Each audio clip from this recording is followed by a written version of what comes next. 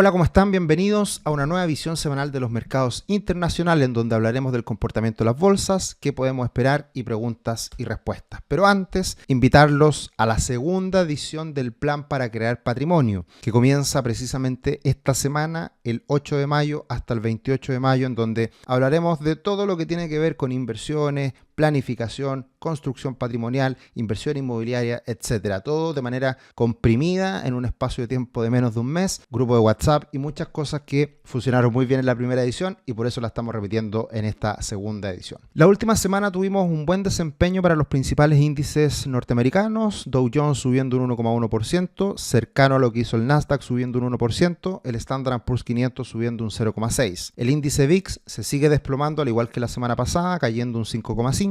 El Bitcoin subiendo un 1,4% y las materias primas lo pasaron mal esta última semana, pero lo mejor de todo es que el petróleo cayó con fuerza y esa es una muy buena noticia. Recordemos hace algunas semanas atrás que el petróleo venía subiendo y era un factor de riesgo para mantener la inflación elevada y para que por ende la Reserva Federal no bajara las tasas, pero sigue cayendo el petróleo, así que una muy buena noticia. Cae un poquito el oro, un 1,6% y el cobre prácticamente plano. El tablero de la última semana está bastante colorido. Seguimos en temporada de resultados. Lo más destacable de los últimos días son la entrega de resultados de Apple y Amazon, que entregaron buenos resultados y por ende ambas empresas suben. Principalmente Apple sube con bastante fuerza, un poquito más de un 8%, y el resto de empresas con este color bastante variopinto, con colores más rojos en algunos casos, Google cayendo un 2%, AMD cayendo un 4%, y también el sector energía pasándolo mal, que es el típico que se mueve muy alineado al comportamiento del petróleo. Ahí tenemos al sector energético al costado derecho inferior,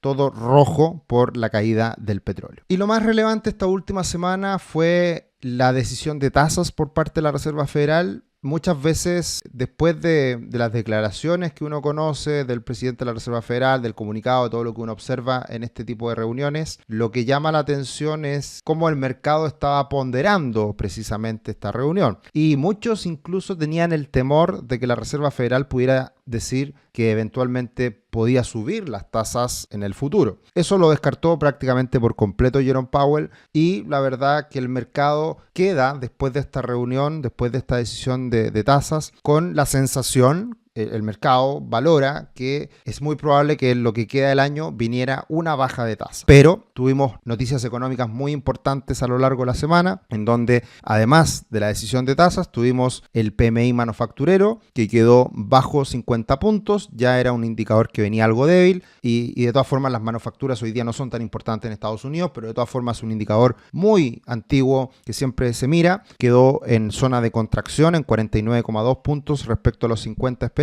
Pero el balde de agua fría viene principalmente el día viernes, en donde hubo una creación de empleo mucho más baja de lo que se esperaba. Se esperaban 238.000 empleos creados, fueron finalmente 175.000, y lo más importante es que la tasa de desempleo sigue aumentando y ya alcanza el 3,9%. Ahora, este dato fue importante, siempre el empleo es clave para el consumo en Estados Unidos, pero sin lugar a dudas, a mi modo de ver, lo más importante del día viernes fue que el ICM de servicios, que representa más allá del 70% de la economía norteamericana, cayó a 49,4 puntos en la zona de contracción. Y esto la verdad que pocas veces se ha visto en los últimos años, por ahí fue el 2008 y por ahí el 2000, no sé si 2014 o 2012, situaciones en donde hubo recesión, en donde los dos indicadores estuvieron bajo 50. Así que son señales preocupantes de esto que viene tan anunciado, que la economía norteamericana se tenía que empezar a frenar, se tenía que empezar a desacelerar, y creo que con estas cifras de los ICM ya definitivamente se empieza nuevamente a ponderar esta posibilidad. Acá vemos el gráfico de la tasa de desempleo, cómo empieza a subir, llegó a un mínimo en 3,4%, ya estamos en 3,9%.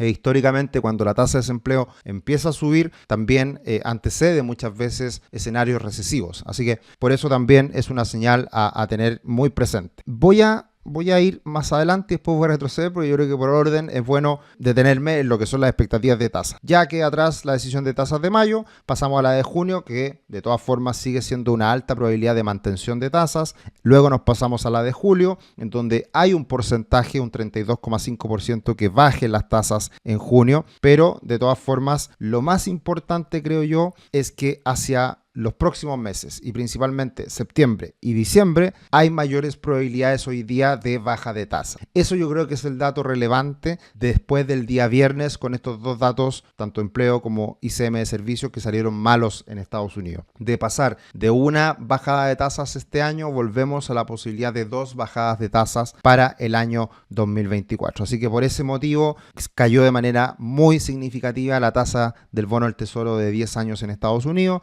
al 4,5%, ya se venía agotando este impulso. Ahora, de todas formas, lo que antes fue techo ahora es piso en los 4,34%, pero esta caída en los retornos, en la rentabilidad de los bonos del tesoro a largo plazo, va de la mano con esta desaceleración económica y con la posibilidad de baja de tasas de interés. Así que esto evidentemente en los próximos días le va a pegar de forma positiva a las tasas y por ende la renta fija se debería ver beneficiada los próximos días por esta caída del retorno del bono del tesoro de 10 años, ¿ya? Así que eso era básicamente lo que pasó durante la última semana, bastante noticiosa, bastantes noticias relevantes como lo anunciamos la semana anterior y además también entre medio cierre de mes, cierre de mayo, en donde tuvimos desempeños bastante mediocres para la bolsa norteamericana con caídas superiores al 4%. En el año se modera bastante las alzas de la bolsa norteamericana con el Standard & Poor's 500 subiendo cerca de un 8%, Dow Jones subiendo un poquito más de un 3% y el Nasdaq 100 subiendo un poquito más de 6%. Pero lo más importante de la última semana también, cerrando el mes y comenzando mayo, es que China empieza nuevamente a llamar la atención, a recuperarse, a mostrar mejores señales económicas de cara al futuro. Y ahí vemos que en abril la bolsa de China sube más de un 5% y en lo que va del año sube cerca de un 10%. Recordemos que por muchos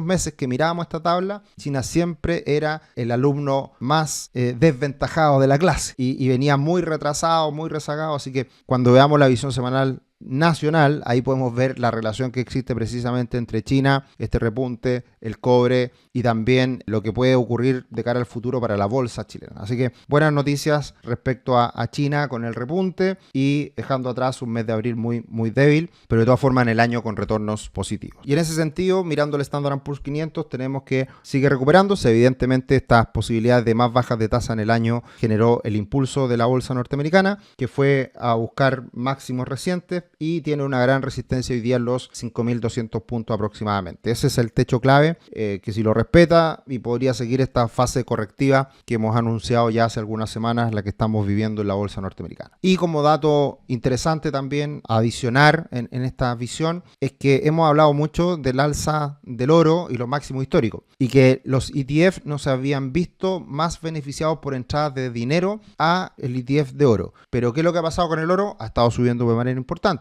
¿Y a qué es lo que se atribuye? A que muchos países, muchos gobiernos han estado acumulando reservas de oro. Y acá tenemos el caso de Alemania, que precisamente nos encontramos con este gráfico que alcanza máximos históricos en la cantidad de reservas de toneladas métricas por parte de Alemania que acumula y que por lo tanto de esa manera da cuenta de cómo varios países se han interesado en el oro en el último tiempo y han estado acumulando estas reservas de oro. Y bien, esta semana también previo al comienzo de la mentoría tenemos una sesión de preguntas y respuestas que estaré haciendo yo el día martes a las 7 de la tarde, así que cualquier duda que tengan con respecto a la mentoría pueden inscribirse y de esa manera aprovechar también ahí un ratito que estaremos conversando sobre lo que se viene en cuanto a la mentoría. Así que una semana que va a estar bien movida para mí. Con el inicio de la mentoría me encanta. En la primera versión se sumaron más de 200 personas, así que estuvo muy interesante y ahora esperamos que sea similar. Así que aprovecho a invitarlos para que se sumen a la mentoría que comienza este día miércoles 8 de mayo. Y si tienen alguna duda, el día martes 7 a las 19 horas también estaremos hablando sobre lo mismo para solucionar dudas de los que estén ahí a punto de apretar clic para inscribirse en la mentoría. ¿Qué podemos esperar para la semana que viene? Va a estar bien fome, no tenemos muchas noticias. La verdad que la gran noticia importante que viene ahora es el dato de inflación, pero se va a conocer la semana subsiguiente. En esta semana importante mirar los datos de China. De hecho, hay tan pocos datos de gran relevancia con ahí signo rojo, sino que me tuve que saltar a los de signo naranjo. Ahí tenemos, por ejemplo, las cifras de inflación en China, que sigue estando en deflación, pero ya ha mostrado señales de una cierta recuperación en los precios. Así que semana bastante floja en cuanto a cifras económicas. Siguen entregándose resultados empresariales, ya empieza a bajar la intensidad, ya entregaron las grandes tecnológicas, los 7 magníficos, así que ahora quedan solamente empresas quizás más tradicionales, algunas tecnológicas, por ejemplo ahí está Uber, Shopify, también está esta semana Disney, Palantir y otras que llaman la atención, por supuesto algunas petroleras, algunas automotrices. La verdad que ya empieza a bajar, pero de todas formas seguimos en temporada de resultados. Y algo que es súper importante en este inicio del mes de mayo es el Sell in May and Go Away, que es una estadística muy lapidaria para esta fase del año entre mayo y octubre, en donde los mercados suelen ser más débiles. Y acá hay una gráfica muy interesante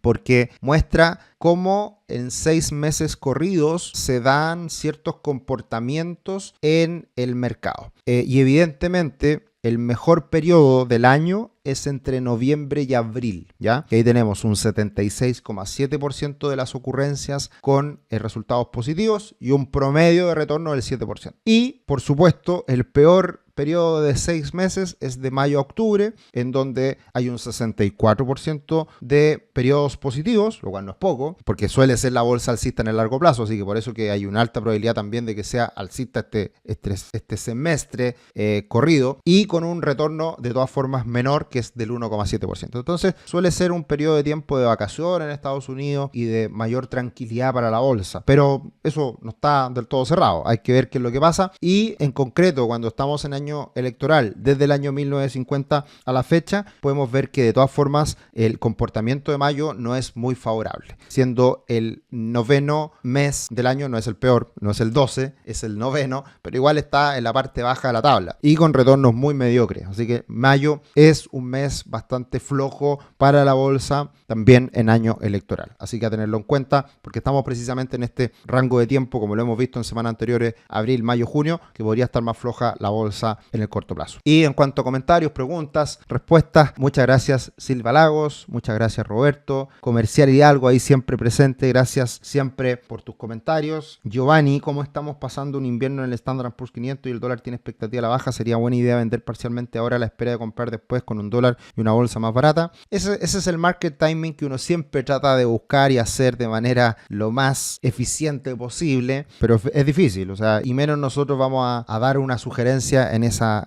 línea. Pero claro, tiene sentido lo que comentas, esperando una corrección en la bolsa norteamericana de corto plazo y teniendo en cuenta que el dólar tiene altas probabilidades de caer también en Chile. Lo veremos más adelante con la visión semanal de Chile. Evidentemente hay señales que apuntan a eso. Eso sería la visión semanal de los mercados internacionales. Nos encontramos en otro video y nos encontramos también en la mentoría. Que estén bien. Chao, chao.